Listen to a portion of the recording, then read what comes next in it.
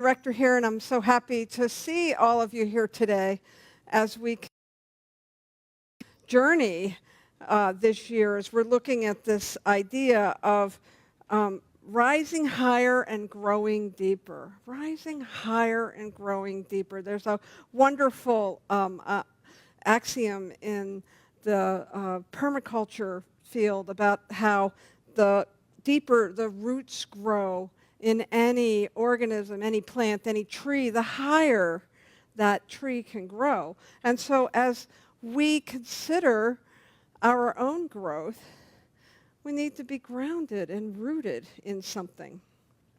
And what we're rooted in, of course, is this philosophy. We call it the science of mind. It was founded by Ernest Holmes, and it has tenets from many different philosophies that Ernest Holmes brought together for a philosophy that is actually a way of life. And so this month, we are looking at this idea of radical interconnection. Radical interconnection.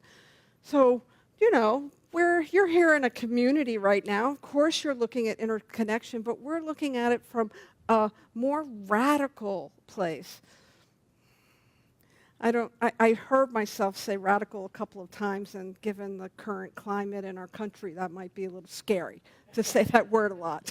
So if I raised your blood pressure, I apologize for that. But we really are looking at different ways for us to be deeply connected. And in week 1 of February, we talked about the interbeingness, as Reverend Karen took us on a little journey talking about inner being. And then we looked at, you know, that big idea of interbeing may have given some of us some pause about, you know, our own not enoughness. And so we looked at ways to be more confident and to be more grounded. And then last week we talked about mindful living and the importance of that. And I brought in some wonderful quotes from Martin Luther King, and I'll bring that in again today, but from a different perspective. And today, we're talking about letting go, a new way of being together. This letting go, but that is a new way of being together. What you talking about, Dr. Alice? I want us to look at things a little differently. In a little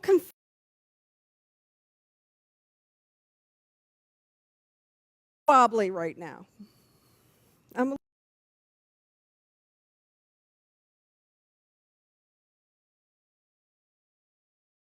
with all this change. I'm a little wobbly because I'm a bit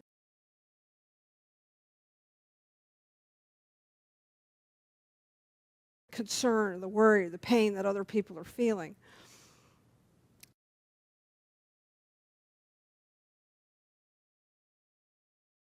We have this opportunity to look at things and to shift our lens a little bit about how we are receiving and being with what's going on in our lives, right here, wherever you might be, and in our community, and in our country, and in our world. And so I'm going to draw from Ernest Holmes, Margaret Wheatley, Carter Phipps, and Pierre I always mess up his name, that French priest, Pierre Teilhard de Chardin. And so I'm going to bring all of those folks together to look at this idea of how we can let go, what it is that we need to let go of so that we can have this new way of being together. And last week I used that quote from Martin Luther King, who talked about how hate cannot drive out hate, that it is love that is the power and the energy that really brings us together. And Ernest says something similar, but he says it in a little bit of a different way. Ernest writes in the effective prayer, "Love overcomes both hate and fear. However, love does not overcome hate and fear through controversy, argument, or force, but by a subtle power of transformation, transmutation, and sublimation. It is invisible in its essence, but apparent through its acts, as light overcomes the darkness as the presence of heat causes the coolness of a room to change until it is warm and comfortable, so the radiant action of love and peace dissipates fear, hate, and confusion. I don't know about you, I want some of that. Yeah, I definitely want some of that. I want some of that calm, that sense of groundedness, that sense of calm that Ernest describes here. And it's not instant, is it? Like just if you walk into a cold house and you have to go and you have to turn the thermostat on, right? It takes a little while for the room to warm up. And so Ernest is reminding us that we need to turn to love when we are struggling with things that are going on. And I'm not talking about the kind of love that love is, it has a lot of connotations in our society, right? Sometimes if you're dealing with something that's difficult and somebody like me comes up here and says, well, you need the energy of love, you might be thinking, well, hell no. Because maybe you think I'm talking about acquiescing to something, or I'm talking about just being okay with stuff and loving them the way they are. Well, sort of, but not exactly. Not exactly. That's not the kind of love I'm talking about. I'm talking about transformative love, and that's why I'm bringing in wisdom from Margaret Wheatley. Now, anybody heard of Margaret Wheatley in the room? All right, well, we have our book nerd in the back, Mary. She's heard of Margaret Wheatley. I came across Margaret Wheatley about 10 years ago, and she is a wonderful author who teaches leadership training and collaboration, and in a way that embraces empathy and compassion. And she wrote a book, Who Have We Come Here to Be? And the subtitle of that book really grabbed my attention, and it said, Facing Reality, I hope I get this right, Facing Reality, Embracing Leadership, Restoring Sanity. Doesn't that sound enticing? Right? We have to face reality, obviously. I mean, we don't pretend that what's going on isn't going on, whatever is going on for you. And at some point, we have to embrace what is ours to do. That's what she's talking about. And that's what brings us grounding and sanity. Now, in a lot of the work that she does, she talks about civilizations and their life cycles.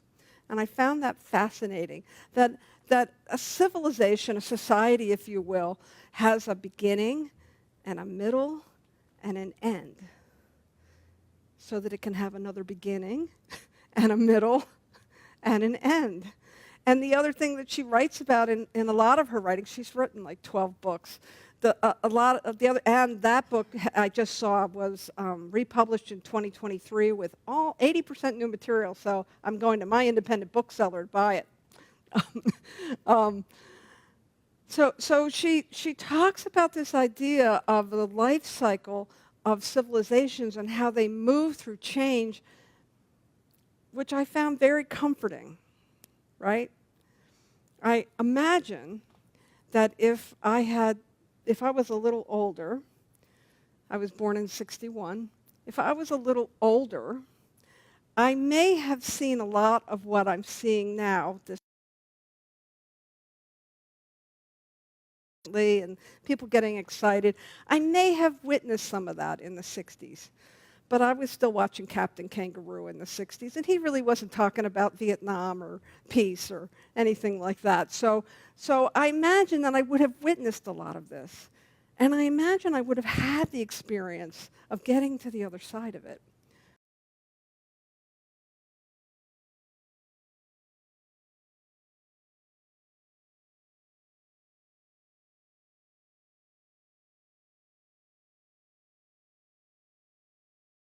Myself, a while ago, to study the historical Jesus of Nazareth. And when I began to study even what Jesus went through with the constant invasions of the Romans into the Jewish communities, I could see the same kind of thing happening where there's a discord. Now, it's not nearly as violent as it was, of course, back then, but we have this thing where people are not happy with the way things are, and so they stand up for their values, and things change. And that seems to be the cycle that we're in.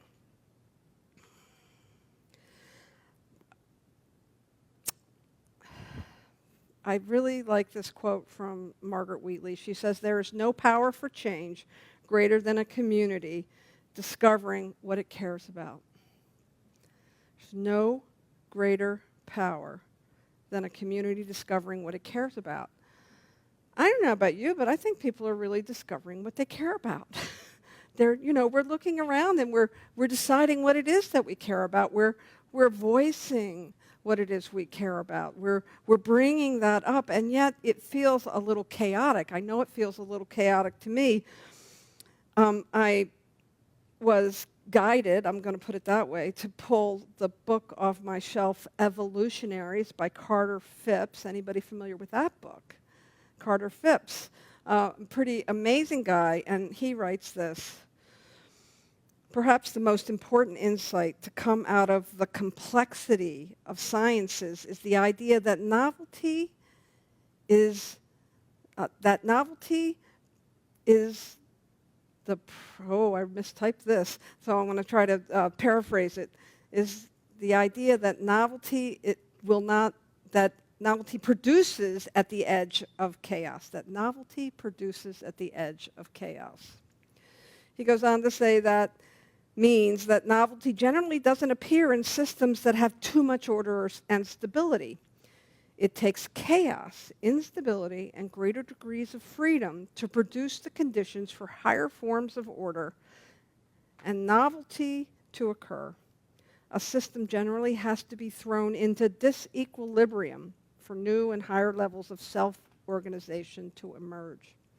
And that ties into what Margaret Wheatley talks about, that the life cycles of civilizations, that when they have a beginning, a middle, and an end, that they tend to self-organize as they move through that life cycle, as they move through the chaos of, I don't know what this is, it doesn't look like what I know. And that's what we're experiencing right now. We're experiencing I don't know what this is, but it doesn't look like what I know. And we're experiencing it as a nation, we're experiencing it as a world, and we're experiencing it as this community.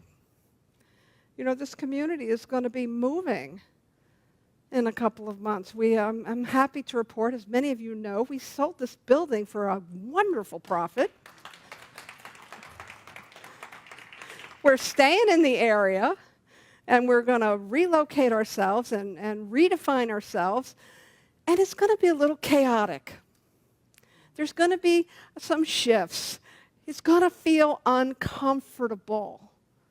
Hear me when I say that. It's going to feel uncomfortable. You're going to be like, but where's such and such? Somebody asked me, well, what are we going to do with the flames of faith? Right? I said, well, it might be different. It might be different. I don't know who said it, but I heard it in the 12-step recovery movement that the definition of insanity is wanting change and doing the same thing and expecting things to change, right? So we are in the midst of a lot of change right now. And I'm watching how I get invested in the midst of change. And it's stirring me up. I have moments that are pretty unlovely. I cried this week when I read about something that was dismaying to me. And yet, I have this philosophy and the wisdom of the people that have come before me, and the people like Margaret Wheatley who continue to remind me that change and things and disruption and chaos, that all of that is teasing out something new. And here's where our philosophy empowers you. You have agency. You have the agency to decide what that newness will be. When things are getting stirred up and changing, and I saw a picture of, forgive me, I'm going to say it. I saw a picture of a certain car manufacturer with a chainsaw on a stage talking about cutting things. I mean, it was graphic and disturbing. And yet at the same time, I was curious. I was not curious about the way it's happening, but I was curious about how this disruption might land. And I remembered that I have an agency because my thoughts create. I have agency in the reality that I am creating for myself, not in a pretend fantasy way where I'm going to go, oh, everything's just fine, but in a way where I can be clear about what my values are, the things that are important to me, the places where I want to stand in truth, and then I can find ways to do that and draw upon people like Gandhi and Martin Luther King and Howard Thurman, who talked about things like civil disobedience or ways where they could move through something where they had values that I have, like racial equality, that they found ways to stand for that or to sit, as the case may be, because oftentimes it was just sitting down and sitting firm in the beliefs for those values that they had in a way that was true to themselves and did no additional harm. You hear me when I say that? There are ways that you can stand in what is true to you and your values, and you don't have to do additional harm. In that earlier quote with Ernest Holmes, I had to look up the word sublimation. I don't use that word too often. And it refers to the process by which socially unacceptable impulses or desires are transformed into socially acceptable actions or behaviors.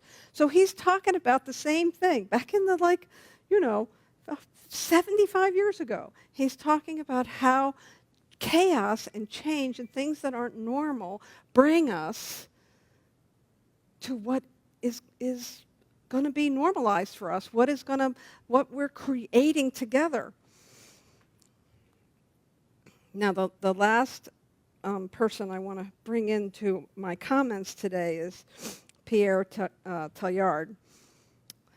And he, actually there were two other authors that wrote a book called Teilhard de Chardin on Love, Evolving Human Relationships. And they take, now Teilhard has been dead since 1955. And yet he was a bit of he was a priest and he was a scientist and he was a bit of an activist. And he had this idea that evolution, unlike Darwin's idea of evolution that happens through the survival of the fittest, his idea was that evolution happened through four what he calls laws of love. 4 laws of love. And in those 4 laws were attraction, connection, complexity, and consciousness. That when we're working with love, it attracts us. And then it gives us an opportunity to connect to something, to someone in relationship. And then it becomes complex, right? Because you've got people joining together, and it does help us to evolve consciously. And so I love that he shares this idea, and he has this place where he says that our relationships are what is going to evolve us. Right? So what are the relationships that you are struggling with? What are the relationships that you are struggling with right now? What are the ones where you're driving in the car, you're having a whole conversation with them, but they're not with you in the car? Anybody do that? Yeah. The ones where somebody posts something on social media and you're right there making sure they hear what you have to say, and they're not. They're off doing something else. Like, what are those places where we get triggered in relationship? That's the growing edge. those are the places we need to lean into.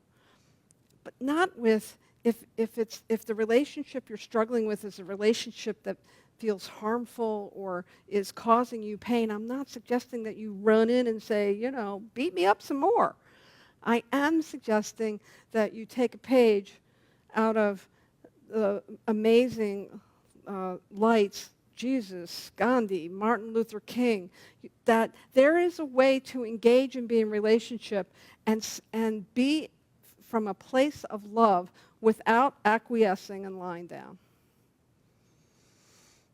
And that's why we talked about mindfulness last week, because it requires mindfulness not to react. It requires mindfulness to pause and to go within and to see, what am I supposed to do here? Am I supposed to look at, and remember, I think it was 2 weeks ago that I shared with you that amazing little tidbit of wisdom that every accusation is a confession. So we have this opportunity to tease out a greater good within ourselves so that we can create a greater society.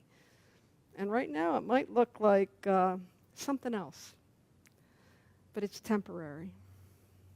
And right now it may look like you're feeling very powerless about, I'm going to tell you, people on both sides of the aisle are feeling powerless. Like, I don't care what your political leaning is, people are feeling powerless. But you aren't powerless if you can remember the world that you want to create from your values, not your opinions, not your perspectives, but your values. And remember that love is the energy that will dissolve everything unlike it. And love can be kitten, pretty, rainbows and unicorns love, and it can be fierce love. And so our role as metaphysicians is to be mindful, to look at the ways where we can begin to take some agency about what we want to create in the world so that we can let go of those low-hanging fruit of opinions and reactions and find this new way to be together where we can have differences and we can still love each other. I actually know that's possible. I've not only witnessed it, I've experienced it. I have people who have very different opinions about what things should be and how they should be, and I'm able to have civil conversations. And the reason I can do that is because I know that there's humanity at the heart of all of this. And then our work is to remember the humanity that is behind all the chaos. And that there is something inside of us that is, no, it's the same. Like I and my enemy are one.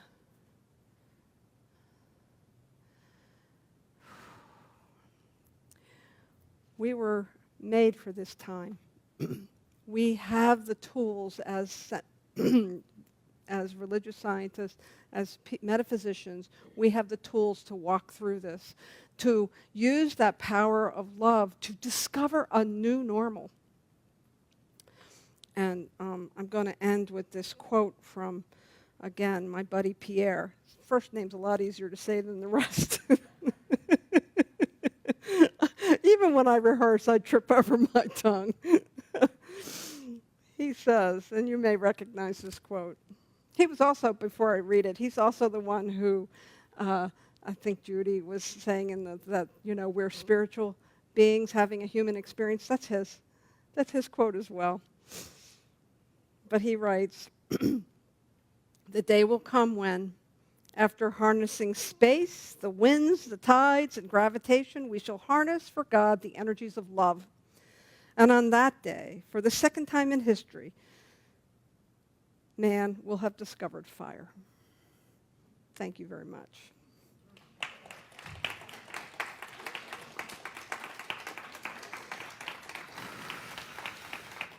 So I think we need to pray.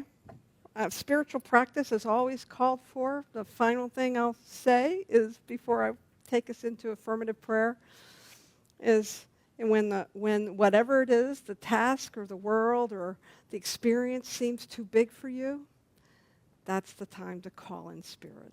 So let's call in Spirit. So I invite you to close your eyes or lower your gaze if you're comfortable. And just bring into your awareness that beautiful, fiery energy of love.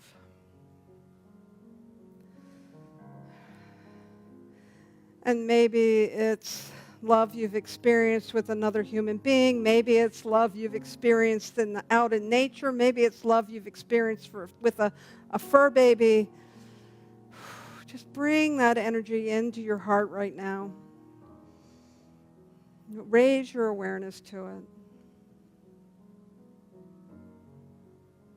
And know that that is the creative life form, that creative spark of life that is bringing and cultivating and nurturing that fire within your own heart.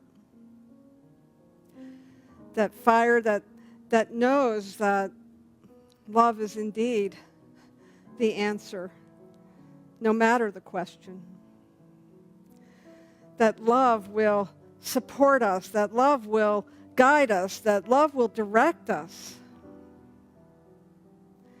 That indeed hate will not drive out hate. It is love that will dissolve everything unlike it. And so I know for each one that we bring in this idea, this feeling, this actual felt experience of love, and we allow it to guide us.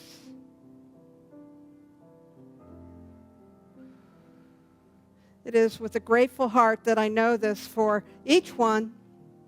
I know that each one can draw upon that power effortlessly and easily, and that power is the real power that animates all life, that animates us individually. And so I simply surrender myself as I invite each one to surrender themselves to the power of love to direct us, to move us forward in a way that helps to heal and unite. I give great thanks for this, and so it is.